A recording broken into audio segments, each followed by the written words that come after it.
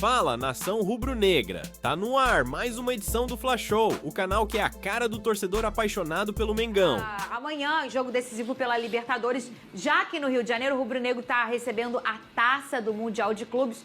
Essa taça que tá caminhando aí pelos clubes cariocas que vão estar no Mundial. Cadê? A charanga rubro-negra foi convocada para dar as boas-vindas.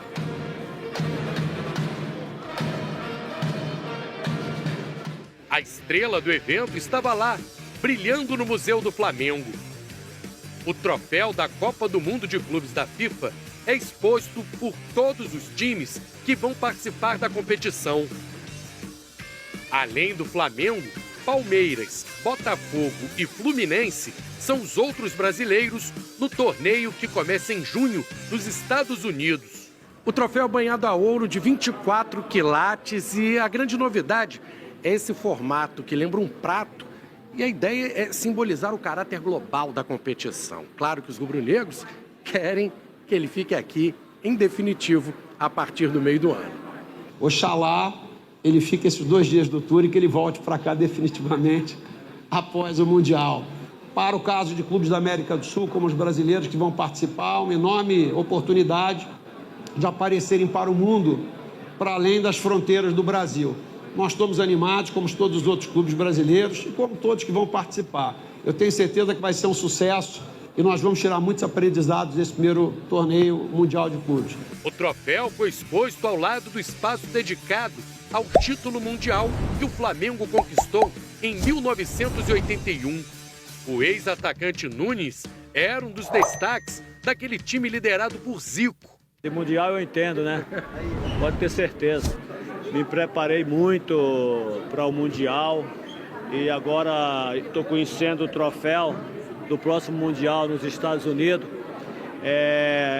Não é qualquer clube que vai participar, são os melhores clubes do mundo que vão participar desse Mundial. O Flamengo faz parte. Agora é só o Flamengo fazer um planejamento, se preparar. Foram apresentadas também as camisas que o Flamengo vai usar no Mundial. Claro que logo foi formada uma grande fila para os torcedores conhecerem o troféu. Eles admiraram, tiraram fotos, se emocionaram e agora sonham com o título. Então eu achei uma obra de arte, né? É um troféu bem diferente daqueles que a gente vê por aí. Sendo muito realista, é muito difícil. Mas o coração fala mais alto e vamos ser nosso, é campeão, vai ser nosso sim. Ô, Vene Casagrande, falando do seu Flamengo, como é que tá a preparação?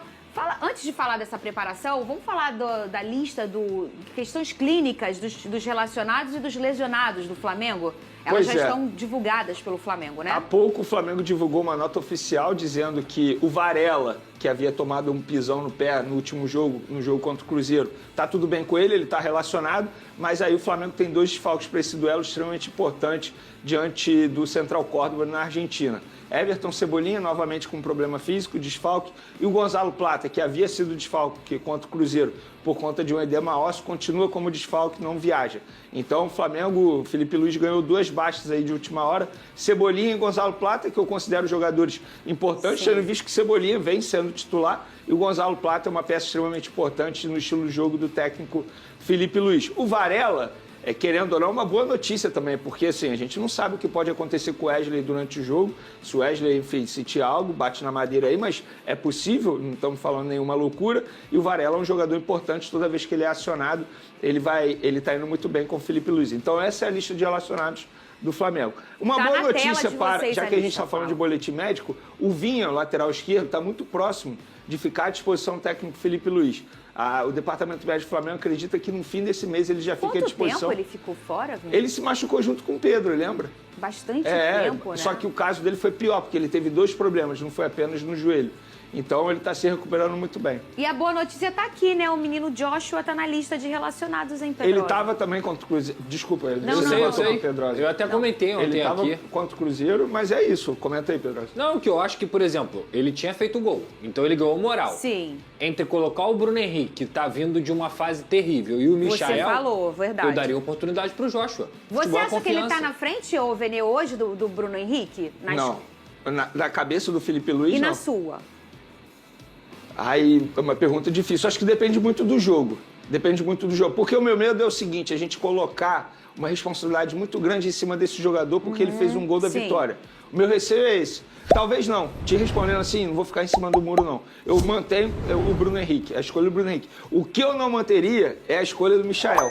Eu acho que a insistência em Michael é algo assim que nada explica, de verdade.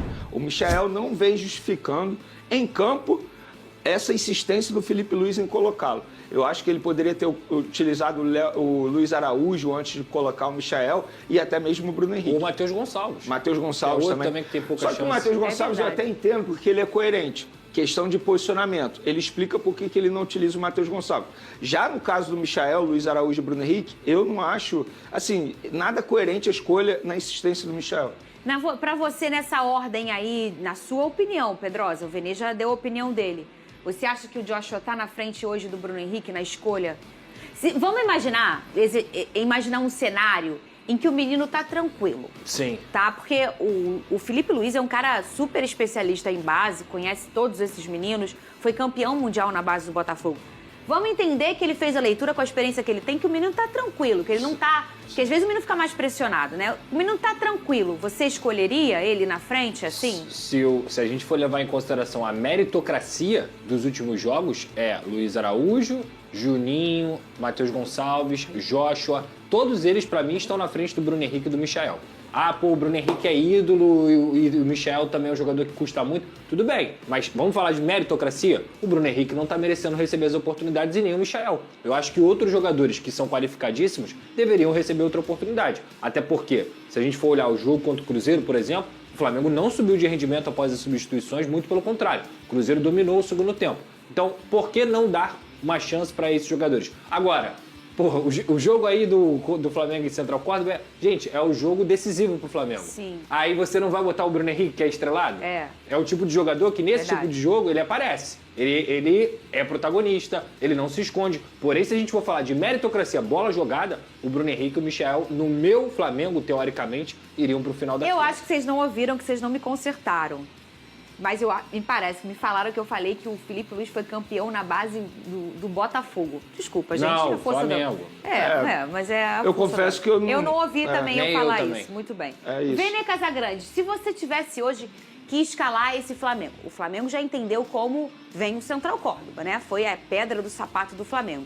Como você escalaria esse Flamengo pro jogo de amanhã? Isso é até um bom debate. Ontem eu fiz uma live no meu canal e, assim, o grande debate foi: o Danilo tem que ser titular na vaga do Léo Pereira? Sim. Por conta das falhas do Léo Pereira?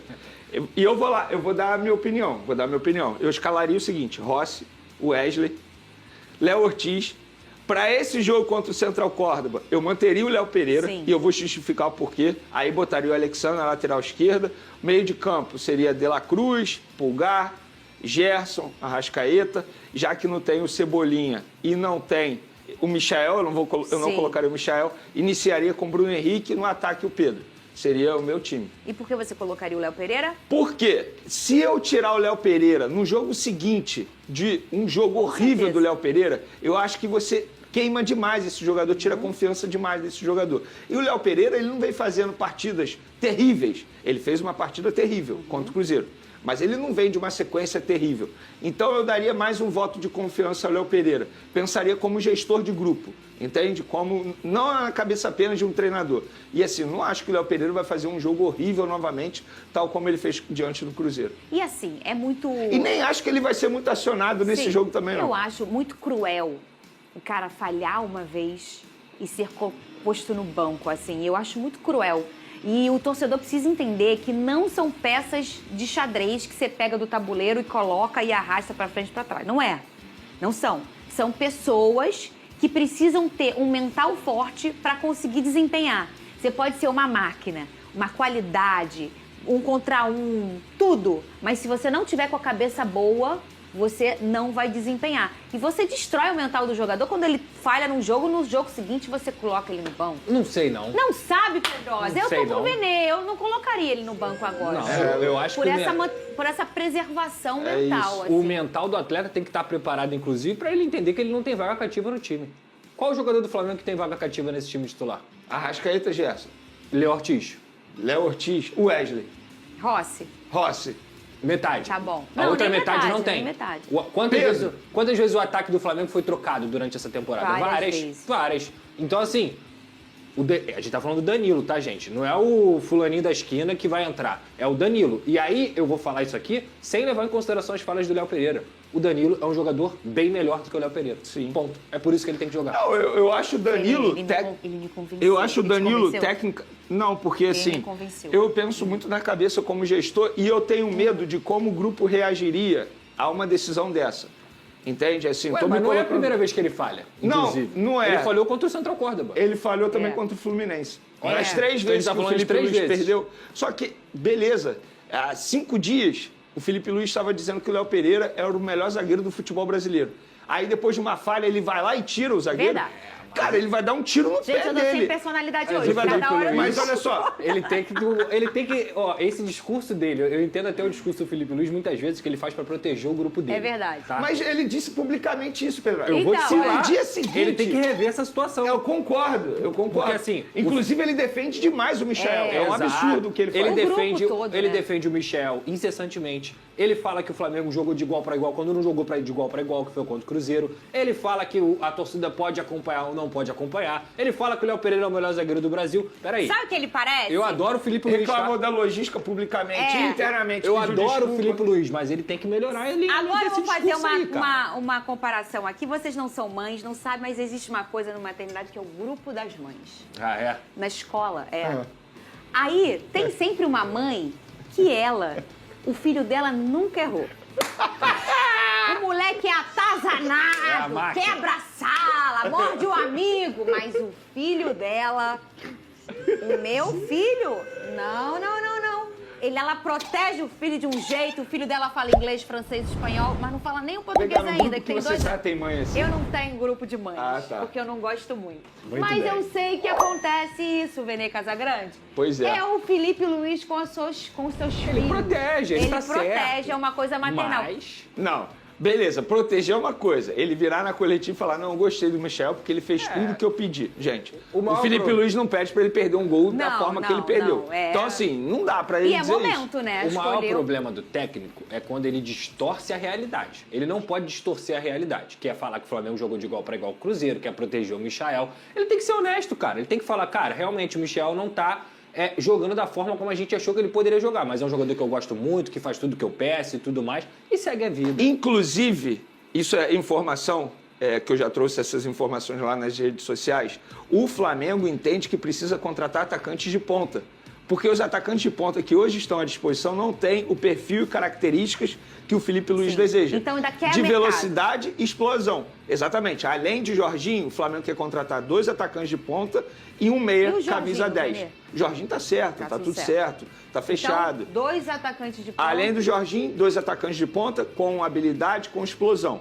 E que também saiba finalizar, fazer gols. E um camisa 10, que no caso é o João Félix. Pô, mas aí eu que vou tudo, novamente. cara. O Everton Cebolinha não é um jogador de explosão? Eles não consideram O isso. Luiz Araújo não é? Eles não consideram. O Plata não é? O Michael eles não O consideram. Michael eu tenho certeza que não é. Então. Eles Sabe não aquele não, criança não é. que tem muitos brinquedos? Que é sempre É. o novo. Olha aí o que eu vou falar agora. O Vasco já tá na Venezuela Não também. precisava falar. É o cara bobo que você vai pegar? Fala, nação rubro-negra. Chelsea aceita negociar João Félix com o Flamengo sob 2 condições. O Flamengo está interessado na contratação de João Félix para a disputa do Super Mundial de Clubes, que tem início agendado para junho deste ano. Com isso, o Chelsea está disposto a negociar o atacante português com o time rubro-negro, mas sob 2 condições. De acordo com o jornalista inglês Ben Jacobs, o Chelsea sabe que o Milan não tentará um novo empréstimo. Assim, o clube inglês aceitaria emprestar João Félix ao Flamengo novamente, mas sob condições específicas. Além disso, a equipe da Premier League também está disposta a vender o jogador em definitivo, mas sem reduzir o preço, já que não pretende ter prejuízo contábil ao término do ano. Apesar de o Milan não ter interesse em contar com o atacante português nos próximos anos, o Flamengo terá concorrência em um possível acordo. Isso porque o Benfica, clube que revelou o jogador, também está disposto a fazer uma proposta. Vale mencionar que o time português português também está classificado para o Super Mundial de Clubes. João Félix recebe 19,9 milhões de euros, 128,14 milhões na cotação atual, por ano. Atualmente, o atacante português tem vencimento mensal de aproximadamente 10,5 milhões de euros junto ao Chelsea, clube que o contratou em junho do ano passado. Portanto, para qualquer possível acordo, o jogador teria que reduzir drasticamente o salário. O Flamengo está na mesma chave do Chelsea no Super Mundial de Clubes nos Estados Unidos. As equipes ocupam o grupo D e irão se enfrentar no dia 20 de junho, às 15 horas, horário de Brasília, no estádio Lincoln Financial Field, na Filadélfia, em confronto válido pela segunda rodada do Super Mundial. E você, torcedor, conhece João Félix? Deixe nos comentários sua opinião.